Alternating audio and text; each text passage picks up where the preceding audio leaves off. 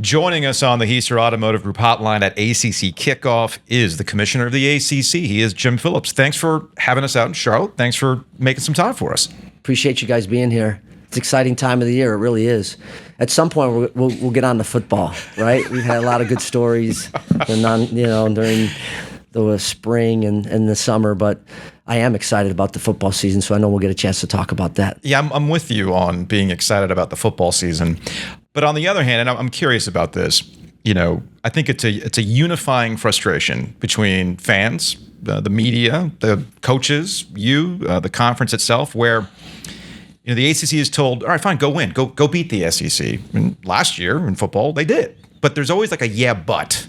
Yeah, okay, you went, 6-4, 7-5, or whatever it was last year? 6-4 regular season, 7-5 total. Yeah, but. Got it. Yeah, there's always a yeah, but with that. And I am curious, how do you feel is the best way, once the football games go back to being played, once the results actually happen, you're doing what the ACC is being asked to do, yet there is this pushback on it. How do you feel is the best way to kind of combat what in college football is perception being reality and changing that perception for the ACC? I think you've shaped it well. We have to continue to win. That's first and foremost. We all believe and know that through experience that the narrative during the regular season is set how you've played in the non-conference. So you have to continue to talk about it at every turn, continue to remind people how well that you've done. There's a little bit of a underappreciation of this league, and that kind of tied into as I thought about these summer remarks that I gave on Monday, that was going to be really important. Like, you're missing a really good story, and some of it is because of the legal cases we've been in internally, but you also have had the House case, and that gets people distracted. So I don't know if there's a silver bullet about how you change the narrative, but you have to win, and then you got to go into the postseason and you have to win. This year, we come off of a year with 11 teams making bowls last year, which was a high water mark. We fared okay. We didn't, I think we ended up being around 500 or so, a little bit above. We had the whole Florida State situation with them not being in the in the playoff, and all that kind of fell back on us. In the end, I think it's just we have to make sure that we're telling the stories as often as we can, and trying to feed folks like you and others information about, like, if you're paying attention, you understand the ACC is a really good football league. So more work to be done. Is part of that messaging really the depth of the league? We talked to Jeff Brom yesterday, and I was like, hey, I didn't realize, did somebody hold you hostage and make you take a job in the ACC because you were in the Big Ten, and I thought that was it. I thought that was the end of the world. You would never leave the Big Ten for the ACC. And Manny Diaz also talking about his time at Penn State. He's like, yeah, no, the ACC is much deeper than what I saw in the Big Ten. And they both said, well, yeah, at the top, maybe there isn't an Ohio State or Michigan last year, but 1 through, whatever number you want to go, the ACC is much better than the Big Ten. I think people get lost in that. I think, and maybe it's the shiny object. Yeah, I don't know. I think about it as well. We'll go to basketball for a second, right? Sure.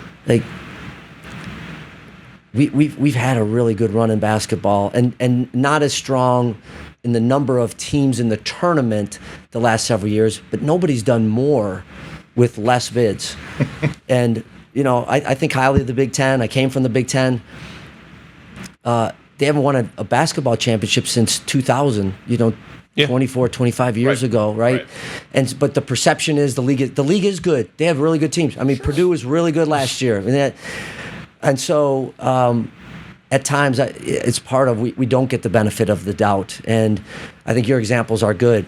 We've got really good coaches. We get really good players, and we have really good teams in all of our sports, starting with football, right? It's not, we've won a lot of championships in the Olympic sports, but for anyone to say that we're not a top 2 or 3 conference in football, it just isn't paying attention. And we're not a top 1 or 2, 3 conference in basketball, they're not paying attention. So I share your frustration. Last question on this before we move on to things like the success initiatives that you talked about a little bit on Monday. Joe and I are almost like explain to us like we're 5 years old how it'll work.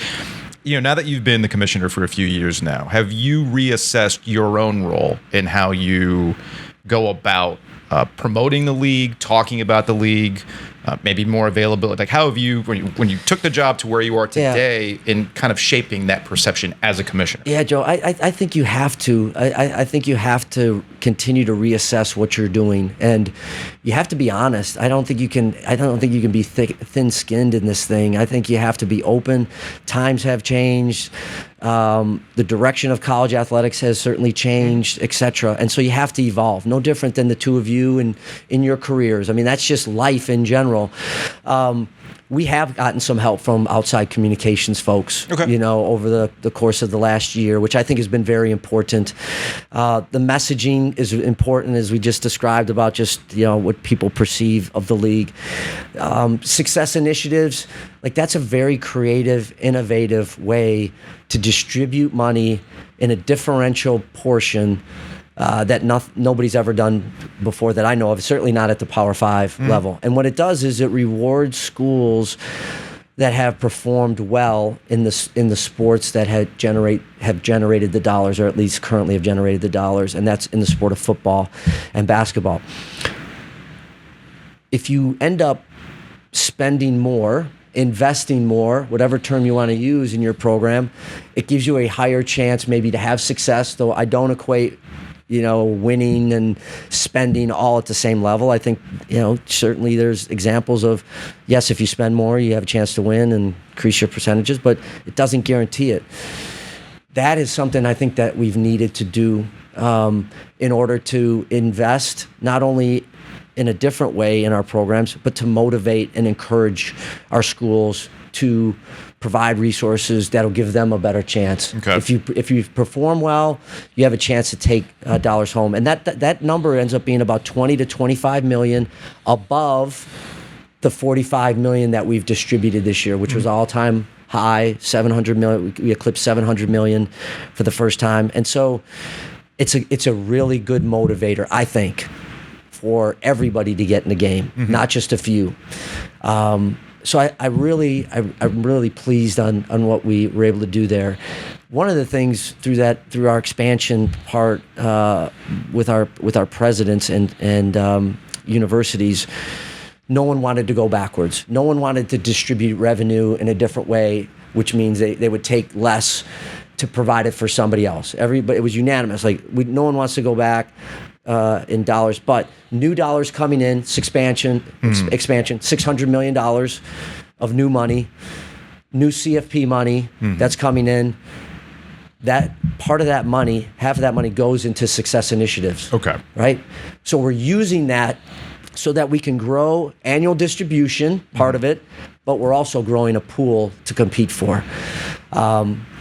To circle back on your question about, yes, you have to continue to evolve. You have to continue to assess your areas that you feel that you're really contributing to, and some areas maybe you're a little deficient in.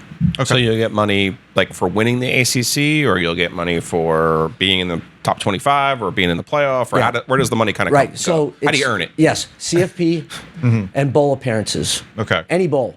Really? Any bowl. Okay. You're feeling a little generous on that front. No, but it's not one for one. Okay. Okay. It's so there's tiers.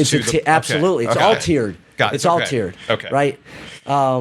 We've got great bowl partners, but if you end up in the CFP versus maybe a middle bowl, sure, it's not close. Okay. Right. Okay. So it is tiered, and then basketball, it's as you advance, you have to you get a dollar amount for getting in, but then as you advance, it's similar to the units. Starts this year. Starts this year. Okay. Yeah. So, this year. and one quick clarification, because I think people, they learn different, where the money comes from. There's NCAA units that you acquire over time that gets paid out by the NCAA. Is this different from the NCAA units that get paid out the further you go in the NCAA tournament?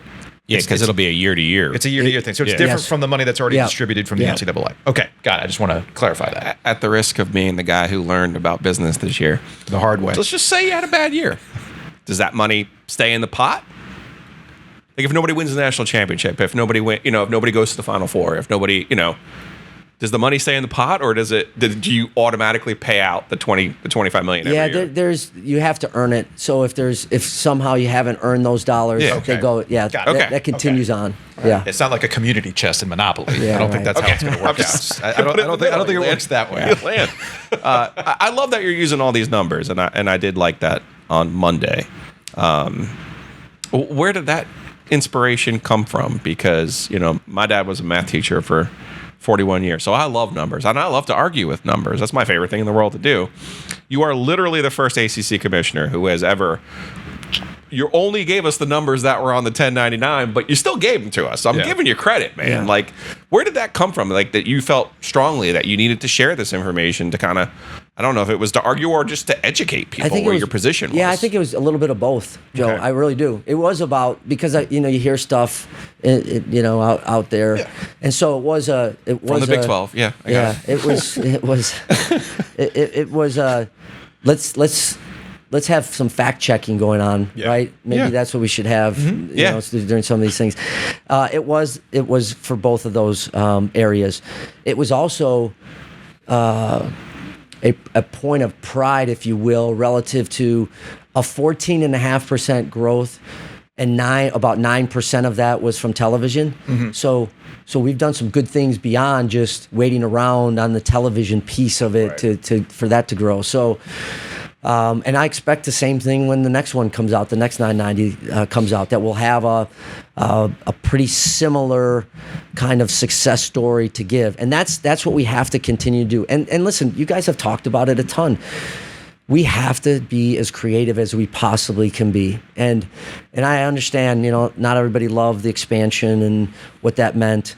At the end of the day, the dollars that provided, $600 million or so for our legacy current schools, was something that we need to do, as well as protecting the league from a sheer number standpoint, getting 3 schools that match up with the ACC. I know the distance is the distance, but we have some opportunity to be in Dallas and the state of Texas, in Northern California, and obviously the state of California, that I think has some upside, and that's what we're working on, and we'll kind of see where that goes. But I am excited about those 3 schools joining, and that's just kind of where the world has gone, and I think SMU, Cal, Stanford, I think they fit nicely within the ACC. When you say $600 million, that's over the next however many years? Yeah, over the course of our television contract, but over the next 10 to 12 years. As we wrap things up here, this to tie it back to the start of the conversation with perception and reality and the fact checking, as you pointed out, and we need more of that. I find it interesting that the success initiatives came together as quickly as they did, and I think it's like an example of when the conference wants to work together, you can come to this agreement, you can roll it out quickly, and I think everybody ends up being somewhat happy with the results. And that's the reality on the ground, in the rooms at Amelia Island, working things out, versus what we end up getting caught up in outside with everything else going on. So obviously you're proud that you knocked these things out with the success initiatives. Is that just another example of a perception reality thing, that you have a conference and you're leading these schools to come together on agreements to things that help better the league and better themselves? Yes. And I like how you opened it and in your description of working together. Yeah. And that was unanimously approved. And in this day and age, getting 15 at that time, we're 2 people. We can't agree on stuff all the time. Yeah. We have a divided house right here. It is, and that's the goal, to get everybody to come jogging along together, and that's how that ended up finishing up. Well, you personify one of the shirts that we have on our in our inventory, positive vibes only. So when we were coming to Charlotte, I was very much of the opinion, if Jim's going to have one of our shirts, it's going to be that one, because you personify positive vibes only when it comes to the league, which is needed. Joe, I love this league, but I also know the 2 of you love this league. And the people that watch you and follow you and listen to you love this league. And I'm going to fight for this league. I have always tried to fight for this league. I'm a positive person. I think that goes a long way in life. But you can't be naive to the fact that it's a tough environment. Lots of things going on. And you have to do everything you can to protect the league, but also advance the league. And I talk to the staff about that all the time. I talk to our presidents about that all the time. Protecting what's so special about this league, but also advancing it at the same time. So appreciate you guys having me on. I hope it won't be a long time before you'll invite me back. Well, we're actually going to invite ourselves over to the office. Come on over. We haven't seen the office yet. So Love to have you over. I'm sure you have a conference room somewhere that we Nothing's can for free. Just so you know, though, nothing's for free. The shirt is, though. The shirt. Well, it's I'll give you my Venmo. Yeah, it is fine. Access. Yeah, nothing's for free. But yeah, we got to come to the Charlotte office. We'll set that up.